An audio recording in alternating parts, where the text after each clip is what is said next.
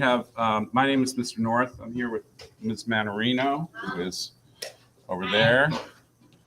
We have combined our classes. I have a college level class called Criminal Justice and Incarceration in the United States. And I have a civil law class that's an elective for multi-grade levels. so we have both our classes here. And I don't know if you can see them all.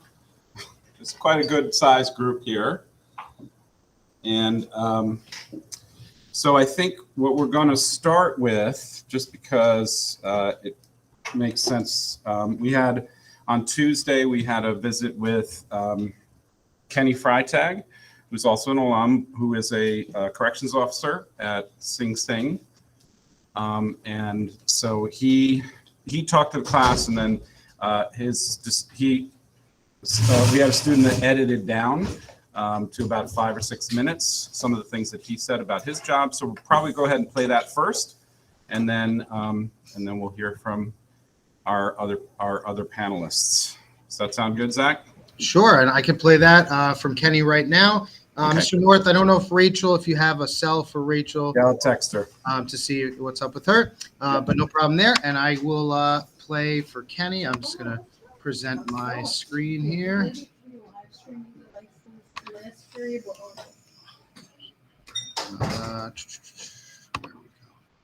Okay. Let's make it big. All right, here we go. I graduated high school in 2009. I went to Springfield College for my bachelor's. I initially started in education, but quickly realized that being a teacher might not be the best fit for me. I always had it in the back of my mind that being a police officer would be something that I'd want to do.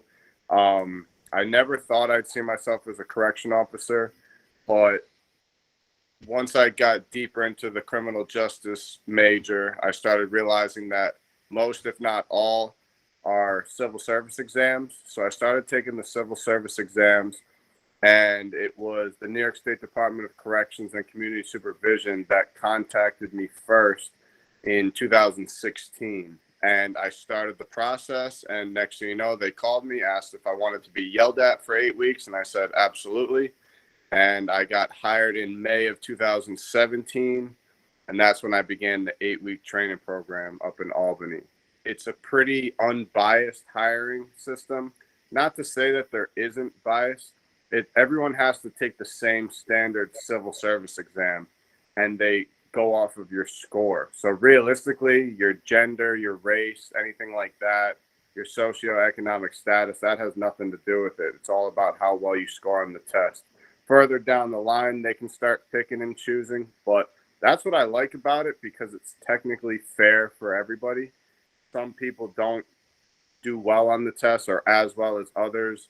And it's not to say that just because you didn't do well on the test doesn't mean that you can be as good of an officer or not better.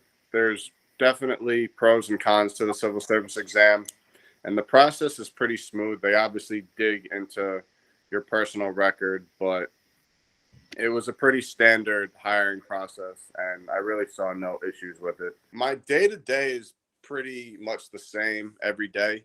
My job is care, custody, and control.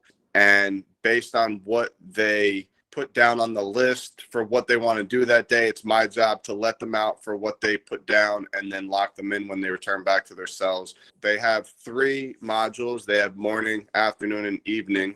And so before each module, they'll do a list, and that's when they tell the officer what they want to do for that module.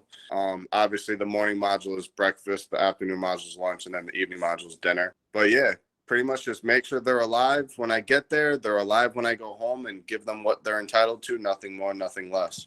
You are currently working at Sing Sing. Maybe just briefly talk a little bit about the difference between your time at Green, which is a medium security prison, versus Sing Sing, which is a maximum security prison. All right, so I mean, the difference is pretty black and white. Mediums, they live in dorm-like settings. So they're just basically rectangle cubicles that they live in, where maximum jails, they're locked in cells, single cells. So just the environment's just a little different. You know, obviously with the mediums, there's a little bit more leniency because naturally they're not locked into anything. They're locked in their dorms, so they can't leave the dorms unless we allow them outside. But when it comes to inside, it's just a little bit more loose. You have to be able to figure out how to control, we'll say 60 inmates by yourself in this dorm-like setting without getting into any physical altercation and trying to avoid any verbal altercation. So it's definitely a completely different environment. When the inmates aren't doing what they're supposed to be doing, they're locked in their cells. So realistically, the only person that can hurt them is themselves. The only person they can hurt is themselves.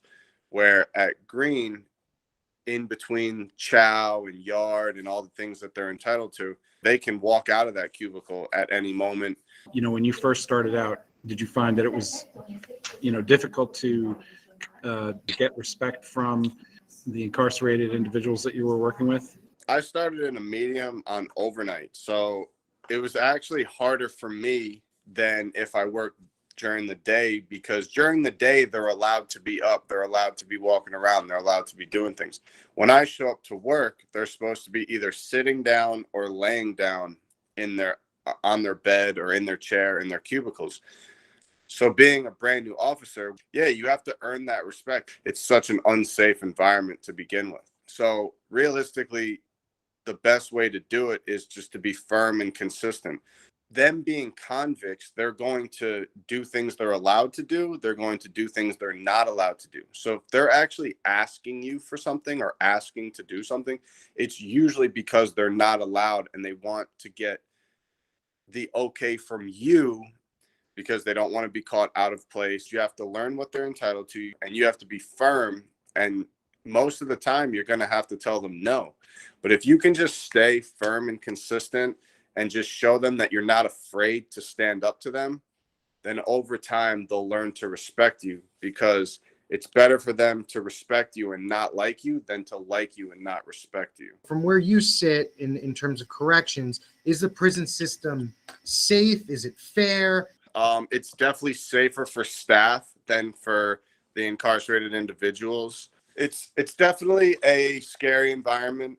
Over time, along with society, laws and rules and discipline are getting more lenient.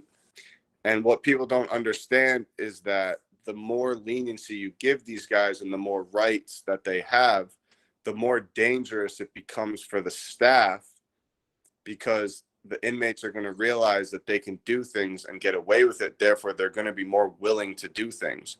If students are interested in corrections, would this be a good profession for them to consider? I mean, if they were my kids, I probably wouldn't push them for corrections. It doesn't require an education besides GED.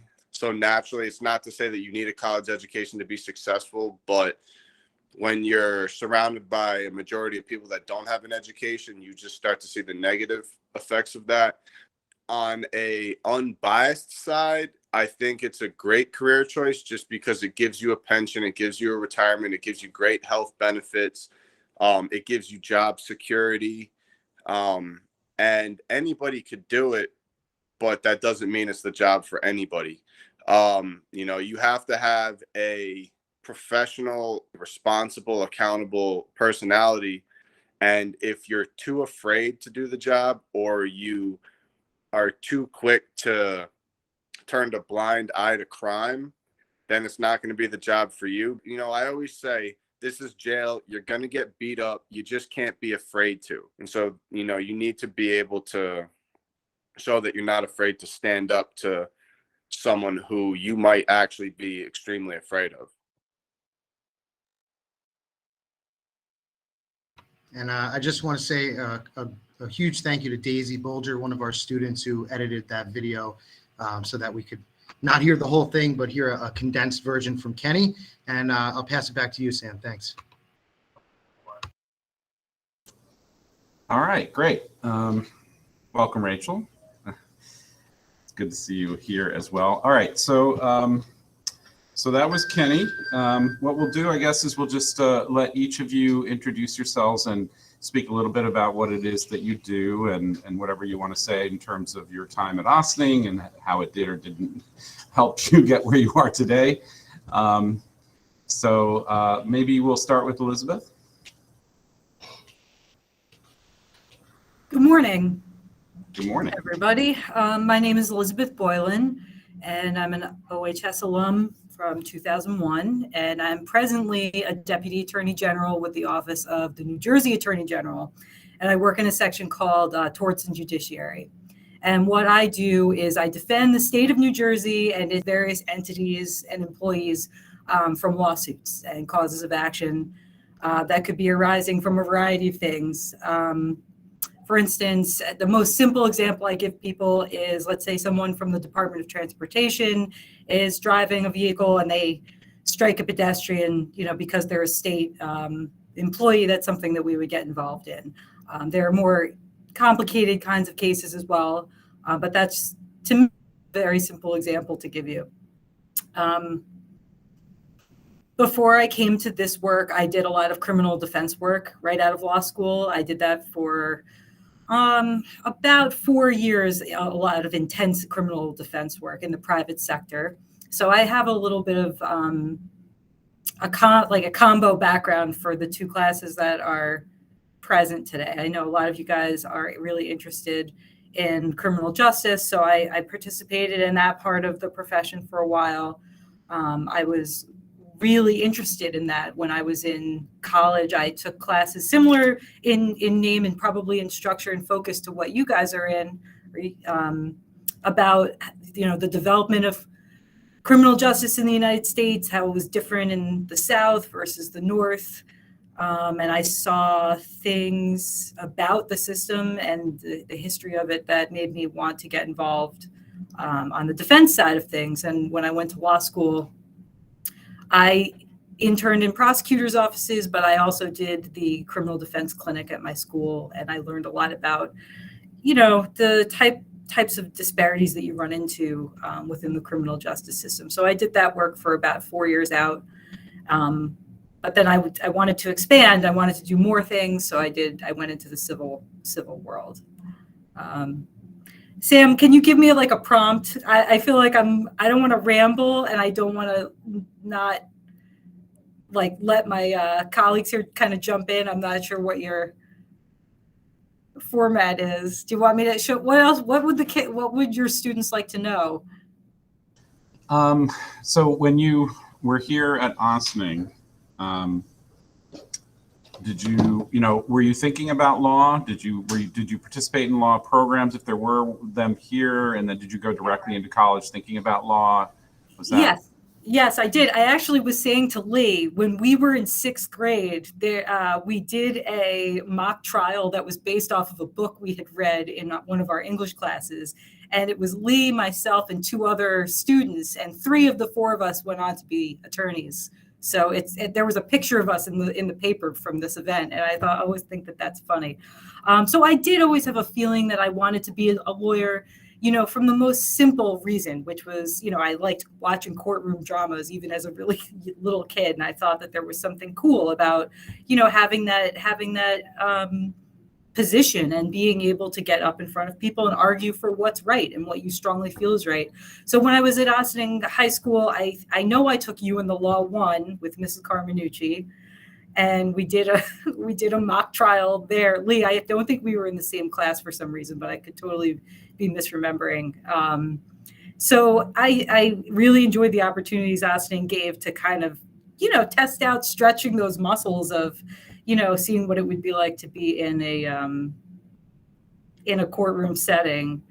But one of the greatest things about Ossining, at least when we were there, I think, is there was a lot of different kinds of electives, and you were encouraged to not pigeonhole yourself. You were encouraged to follow through taking additional courses, even if they weren't required. And one of the reasons I really am grateful for that is there were things that I was very interested in high school that just weren't going to be a career path for me. I really enjoyed certain science classes a lot. And now that I'm a lawyer, I have to collaborate with other other experts or professionals who are in all different kinds of fields. And it's really interesting to kind of have at least some basis in understanding when I'm reading medical records or something and think, oh, I remember that from Mr. Rosenbaum's AP Bio class. So that's one of the greatest things for me in terms of the background of what I got from Ossining High School. Thank you so much. We'll open it up for questions, but first we're going to go through and just get a little bit of an introduction from everyone. So Lee, would you go ahead and jump in here? Hi, so my name is Lee Langston. I am a trial attorney at the Department of Justice Tax Division. So I mainly do criminal tax cases throughout the Western US. And so those are people that are either the sovereign citizens who, don't believe they should ever have to pay taxes, to billionaires that are hiding all their money offshore. Before that, I was at the district attorney's office in New York, doing kind of the standard Law and Order cases that Liz and I grew up watching on TV. And before that, I worked for a judge as a law clerk. So I think similar to Liz, I kind of grew up just being interested in courtroom type stuff. We did our 6th grade mock trial, and then just stayed interested in it throughout college and law school. In kind of a similar vein, I was also aware of sort of the disparities, in criminal justice, and had a professor that was, said, look, basically, if you want people like you making these decisions, you have an obligation to consider doing it yourself. And so, interned at DA's offices, interned at a very large law firm, at a sort of a last gasp of is there something I can do where I can also make money? And then discovered, no, that is also very boring. And then in terms of high school, I think I remember you in the law with Miss Carminucci. I also did the mock trial team with Miss Carminucci and Miss Morrison. And then theater was also very valuable to me. I was a pretty shy kid all through middle school, and then just got involved, doing the children's play, and then just got sucked in. And then, if you can do that in front of, 800 people or whatever it is, it's, it helps deal with the stage fright later on in life.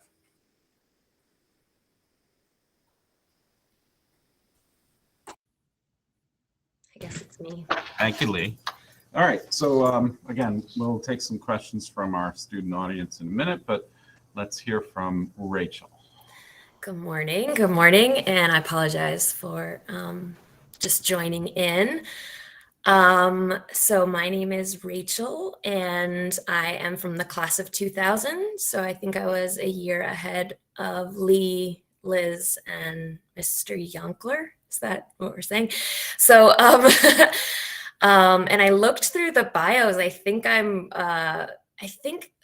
next to Emerly, I'm the oldest one participating today. So I just want to say, I think I'm going to start with the high school question.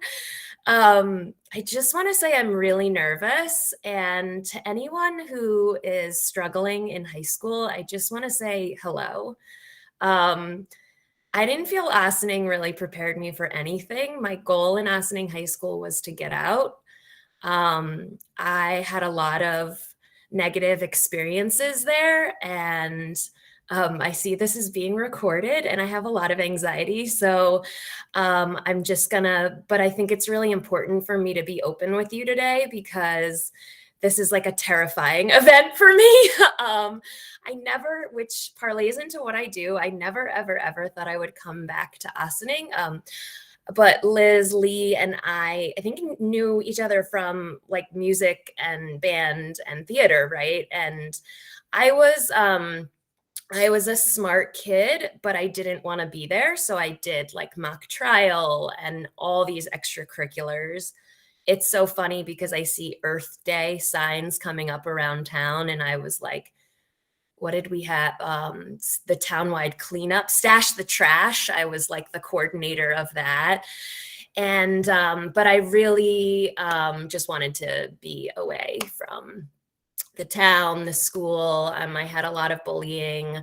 I had a lot of stuff at home. I like now realize that I had mental illness that we are now able to talk about. I had a lot of a lot of problems making friends and stuff.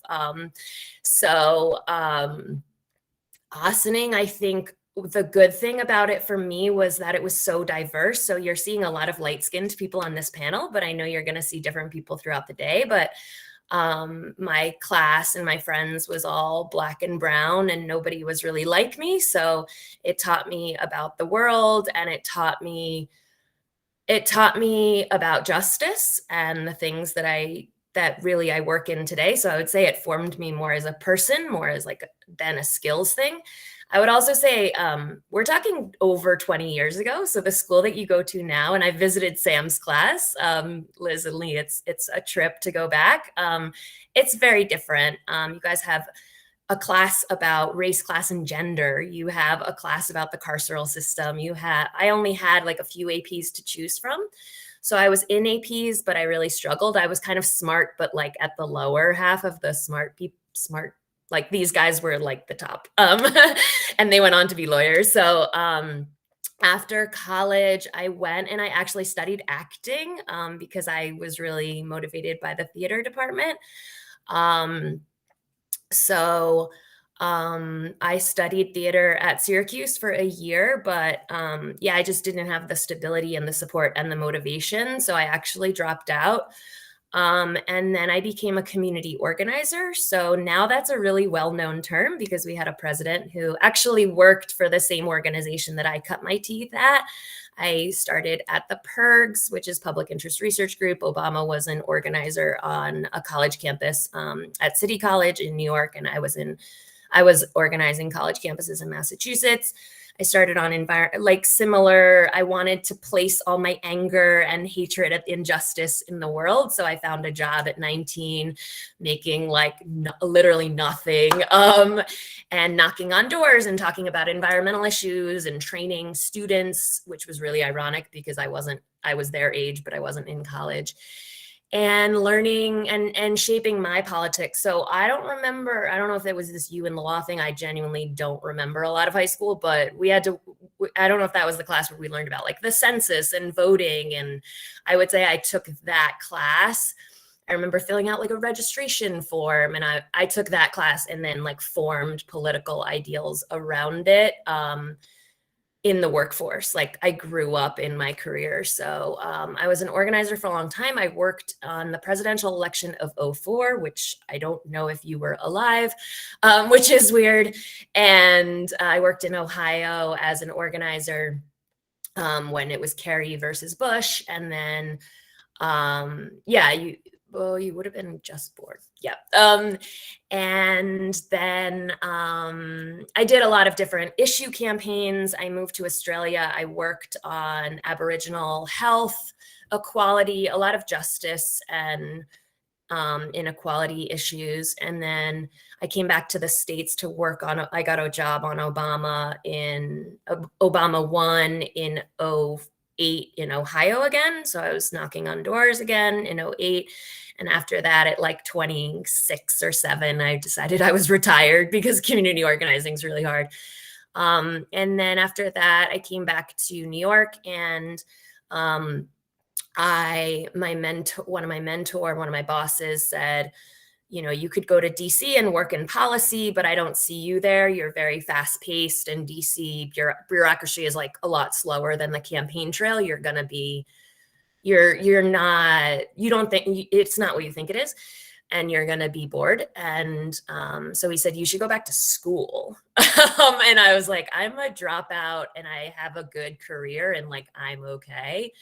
And because I think school was really challenging for me, I wasn't yay, sure. So I actually went to Columbia University in the end. There's a school of general oh my gosh, we have no time. There's a School of General Studies for anyone that struggles and anyone that has a non-traditional background. It's for veterans, it's for everything. So I went to GS and then I got a master's at the School of International and Public Affairs. long story short, now I work in an organization on State Street in Ossining that Sam and Ms. McCrae teach with, called Hudson Link. Hudson Link works in 6 maximum, 4 maximum and 2 medium security prisons in New York State.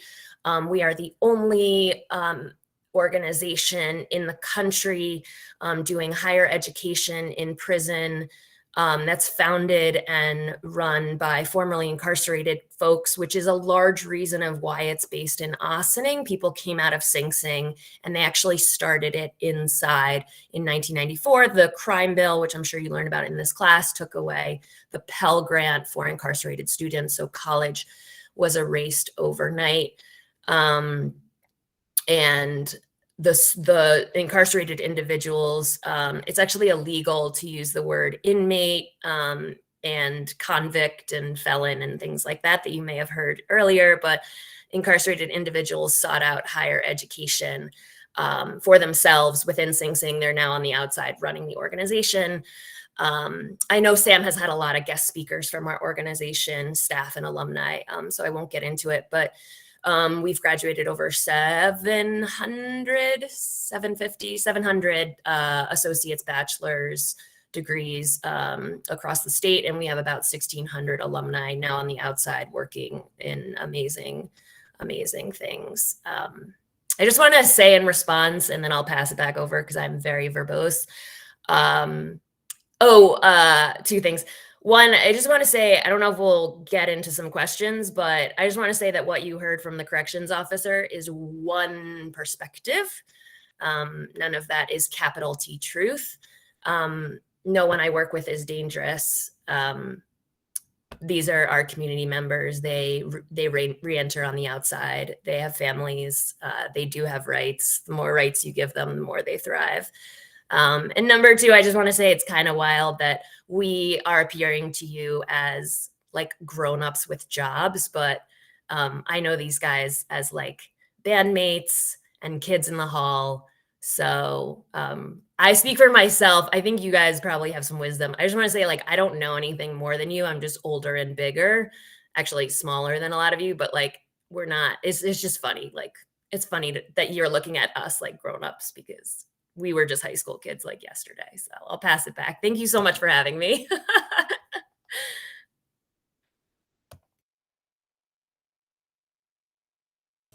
Thank you, Rachel. All right, so we've now heard from our various panelists, and I'm trying to figure out what I'm doing here. What am I doing? Okay, there we go. Get everybody back on screen. So we'll start seeing if we have any questions from the audience. Does anybody have any questions for any of our panelists? What's that? Go ahead, that's fine. Any questions off the top of your heads? I'm going to start off while they're thinking. Lee, if I could just ask you a question about your time. You said you worked in the New York District Attorney's Office for a while. Mm-hmm. You know, many of the students in this room have probably watched a lot of Law and Order, and so they think that, you know, that's the way things go. And I'm wondering if, you know, one of the things that I personally learned as I started teaching this criminal justice course is how few cases actually make it to court, right? Because every time you watch, Law and Order, there's this very dramatic court scene. But in reality, something like 97% of cases don't actually make it to court. So maybe if you could tell us a little bit about your experience. Were you always involved in trials, or were much of the situations that you found settled by plea deals? And what's your thinking about that? So I did probably 25 trials in 6 years. So that's one every other month, if that. And a lot of those were, 2 hours or something like that. Most cases do settle by through pleas. And that's, for better or for worse. Part of the issue is it's incredibly difficult to do a trial now, where in New York, to do a felony trial would take 2 days just to pick a jury. And so you're looking at like a minimum of a week or so. And then we had state cutbacks in the court officers that actually worked in the courtroom. So we were working like, like 10 to 11:30 and then, 2 to 4:30 each day. And so that actually like plays a role in it. But so most of my time was probably spent investigating cases, meeting with witnesses. I had sort of a unique docket by the end where I was doing a lot of like auto theft cases. So it's a lot of like pulling various pieces together from any individual one to try to build a case that way. But yeah, I would say most of your time is unfortunately not spent in trial, although a lot of it is spent in court. Thanks a million. We have a student question here. Okay, I have a question for Lee and Elizabeth. So I was wondering, what did you like major in for your undergrad? And then like also, and then also like for the LSAT, the LSAT, like how much did you study for it? And like when did you start studying? Lee, you want me to jump in first? I was a sociology major at college, which is a very common, it's a very common background for lawyers. It's one that I'm extremely grateful for. It's not really the most like black and white practical degree in terms of, there's people that go down the scholarly route and become professors and stuff, but it was a really good jumping off point for me coming from a place like Ossining where there was, as Rachel kind of hinted at, this like kind of unexamined diversity that we grew up with. And when I went to college, I was undeclared and I had signed up for a couple of sociology classes and it just all clicked for me. It was like this critical review of the world I'd been living in with a lens that like just made so much sense to me, but I'd never had access to. It'd never been kind of shown to me, presented to me. And so it really, I would say it kind of gave me a framework on how to see whatever it is I'm working in. When I was working in criminal defense, I worked with a lot of people who were, even though we were a private firm, the people we worked with were not privileged people just because they were able to come up with enough money to pay my boss to get them out of trouble. So when you're dealing with people who are in, and a lot of people were in crisis, their family members were in crisis, being arrested and going through the system is, it's really tough.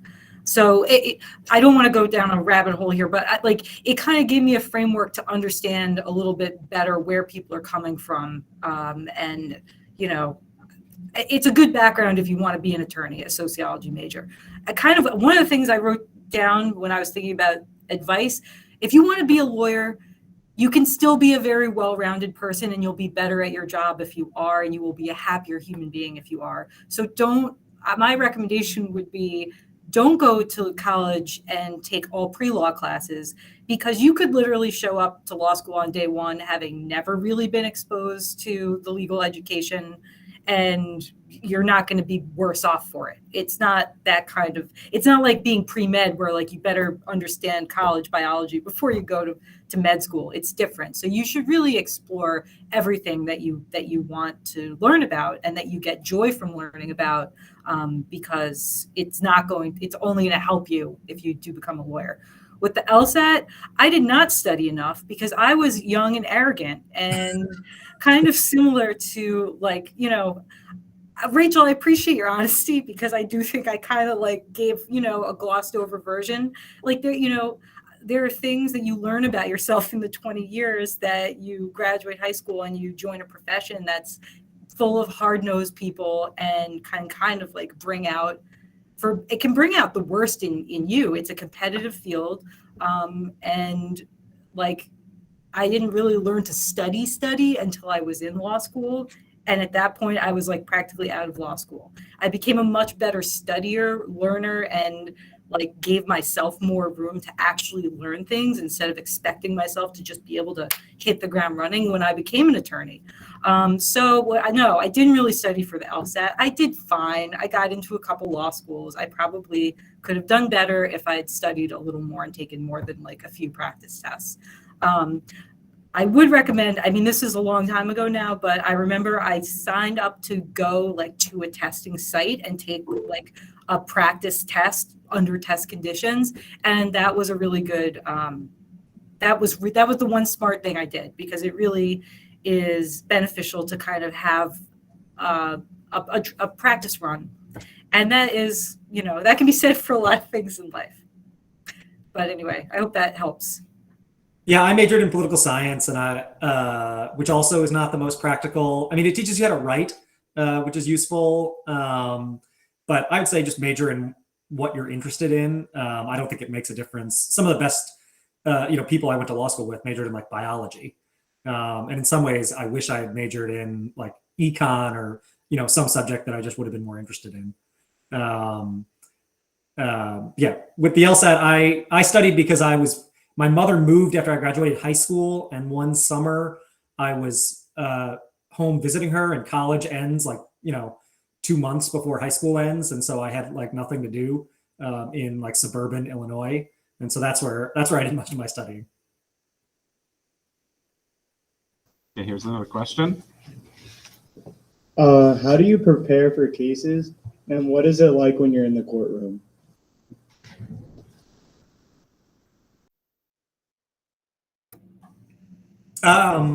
I prepare by meeting the witnesses. I do tax cases, so there's a lot of paperwork. Luckily there's a paper trail for most of these.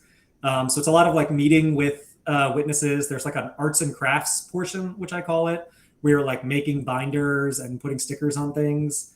And then in the courtroom is a lot of fun. I mean, it's the part of the job I think I like the most, and it's also the part of the job we do the least.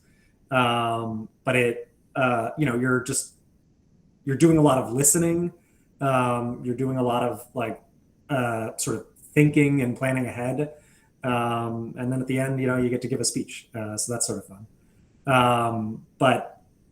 In terms of the preparation, a lot of it is just understanding your case and sort of figuring out what the facts are, figuring out what makes sense. And then when you're in court, a lot of it's just listening and trying to figure out if that makes sense based on all the stuff that you know.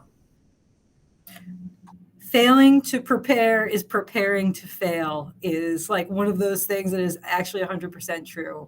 And because of COVID, I'm not in court that much anymore. But I mean, I had stretches where I was in court almost every day, and the last several years, at least a few times a month. And depending on what you're there for, you just make sure you know what you're talking about. It's just because it's such a broad question, and it's a good question, but there's just so many different examples we could give.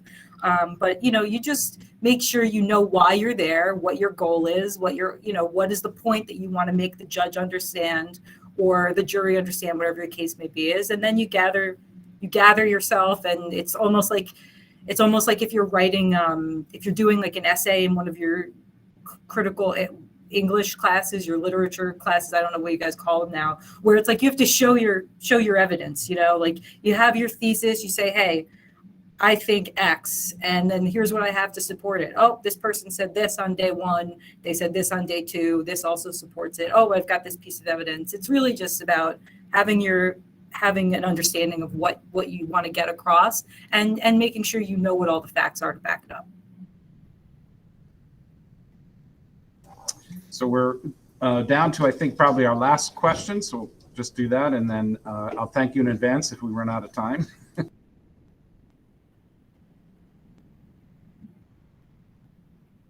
Right. So my last question was, how did you guys find internships, and is it possible for any of the students here to contact you guys so we can get more information and maybe get more experience from you guys? I was going to say that I can send my information. Mr. Yonkler has all my information. And I'm sure he'd be like, I don't want to speak for you other guys, but I assume that you also wouldn't mind if the students reached out to us. But I'll give my information to Mr. Yonkler. who I've known since first grade, by the way. Rachel was like, oh, I've seen all these guys forever. Zach and I or Mr. Yonkler and I went from first grade together, and then we actually both went to SUNY Geneseo. So we did our entire educations overlapping. And Mr. Langston, Lee, I met in, I think, 6th grade. And Rachel and I like grew up kind of in the same neighborhood. We rode the bus. We see each other in the hallways, and we all were in band and orchestra. So they were all very much like alive in my as kids. I see people leaving, but we've had interns, and people can intern at Hudson Link, and you can contact. Yeah, and Hudson Lake is right here in Ossining, so don't forget that. And we'll have Rachel in to visit us as well, hopefully. All right, thank you so much. Thanks. Lee, Liz, Rachel, thank you so much, and Mr. North and everybody. If you're still watching, the schedule has all the email addresses for the participants, so they've kind of volunteered the email addresses. So if any students or staff want to reach out to any of the participants at any point today, email address is the best way to do it, and we're hoping that there's some connections made, and at least tips and suggestions for students that want to follow similar career paths, and teachers that might want to showcase the connection between the skills kids are learning now and what they're going to need when they get a career in that field. So thank you so much, all three of you. And it was recorded. We're going to push it out to, anyone can watch it. You can, and thank you so much for being a part of it. Thank you. Thanks for having us. Have a great day. Thanks a million. Good to see you. Bye, all. everyone. It's really great to see you all. Take care. Bye. Thanks, Mr. North. No problem. Thank you, Zach.